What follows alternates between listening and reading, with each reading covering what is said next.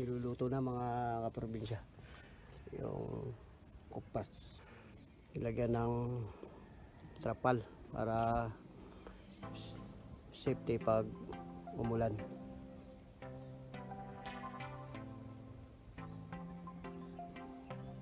Nilagay pa yung damit.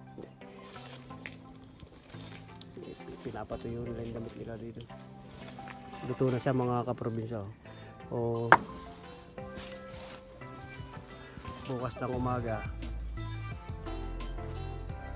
lugit. O tatanggalin sa baho ito.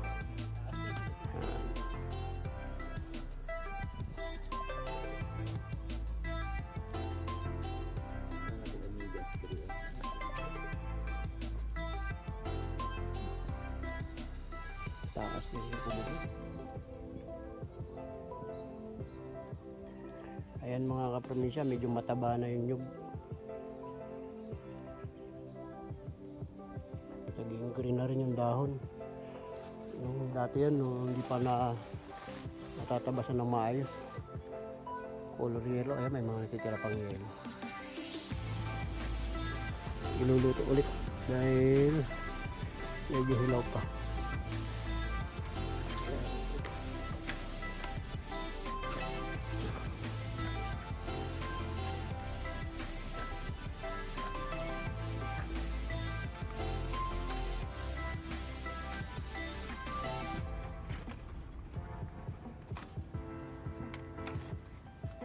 Ito mga kaprobinsya, yung saging na pinya pita, malalaki. Ayan. O, ito lang yung iuwi namin. Iiwan namin yan, balikan uli bukas. Ito yung iuwi ngayon. Tapos sila nagsasako, hahaputin para bukas ibenta na. Mga kaprobinsya, patatapos ko lang ngayon tabas ng damo. Pahinga muna ako. Ngayon ay alas 9 na ng umaga. Nag-start tayo kanina 6:30 AM. Nakapagbenta nga pala tayo mga kaprobinsya kahapon dun sa area 1 natin na Kupras. Bali 1,800 yun na nyug na ibabaro. Tapos kahapon din ay natapos nilang yung nyug 1,800 pieces na nyug dun sa area 1 natin. Ito mga kaprobinsya, yung naging breakdown kahapon. So, magkano yung kinita natin? Ayan, bali 8 sako, isang sako 43 kilos, tapos 42, 43, 48, 50, 45, 47, 40. Ang total ng 8 sako ay 358. So, tapos doon sa 358 kilos, binawasan ng 2.5 kilo para doon sa mamimili. Ang naging total ay 355.5 kilo. Ang presyo ng kopra dito sa amin mga kaprobinsya, 33.5 per kilo. So 355.5 times 33.5 equals 11,909. Ayan yung total ng kopras natin. Tapos times 60%. So bali mga kaprobinsya, dito kasi yung sistema ng pagkukupra dito 60-40, 60% sa may-ari ng kopra, 40% doon sa nagkukupra. So bali sa pagkukupra, lahat ng proseso sila na ang gagawa. Simula pag-akyat, pag-iipon, pagtatanggal ng balat or bunot, tapos pagpupugon, iluluto yung kopra hanggang hahakutin na papunta doon sa highway, doon sa pagbibintahan. Sila lahat ang nagtatrabaho. 60% sa may-ari, 40% doon sa nagkupra. So yung 60% ng 11,000 ay 7,145.4. So doon yung naging income natin 7,145. Tapos doon naman sa nagkupra 4,763. So bali ayan na yung pinakang labor. Yun yung kinita nila, 4,763. Sila na lahat ang nagtrabaho mga kaprobinsya. Bali tumulong lang ako. Tapos yung sa napunta sa atin 7,145.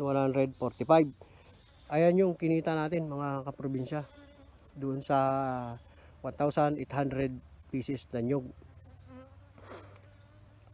Bali doon sa Area 1, mga kaprobinsya, nung nabili kasi namin yung nyug na yon, hindi pa siya masyadong maraming tanim. Kaya yung itong kinukupra natin ngayon, ayan yung bunga pa lang ng mga naunang nyug na naitanim. So, siguro by next year magkakaroon na rin ng mas maraming production yun dahil nagsisimula na rin magbunga yung mga bagong tanim namin na nyug doon. Dito naman sa area to, last time na nagkupra tayo dito nung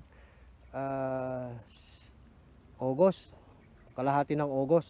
Nakapag-harvest tayo dito ng almost 7,000 pieces na nyug. So ngayon, sana mas marami pa or umabot ng 8,000. Nagkakaroon ka ng production doon sa mga nauna mong tanim, tapos sa bago mong tanim ay nagsisimula na rin magbunga, kaya habang tumatagal parami ang production ng nyug. Ayan yung tinatawag mga kaprobinsya na long term investment, yung pagtatanim ng niyog. Ayan mga kaprobinsya, bumili tayo ng bagong sprayer. Galing ito doon sa kinita natin sa Cupra.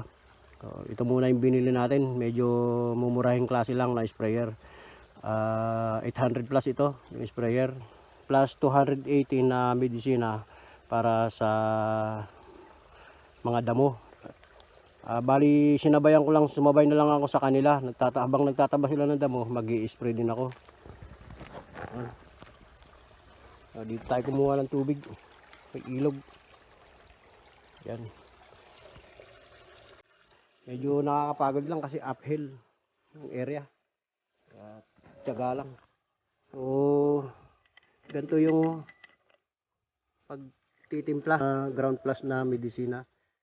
Lalagay natin ang isang lata ng sardinas.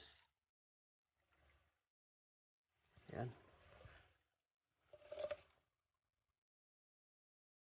Lalagay ang isang lata ng sardinas.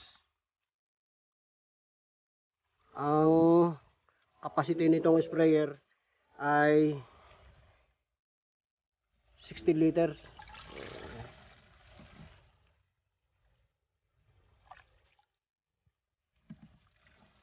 Yan. Tapos pupunuin na natin ng tubig.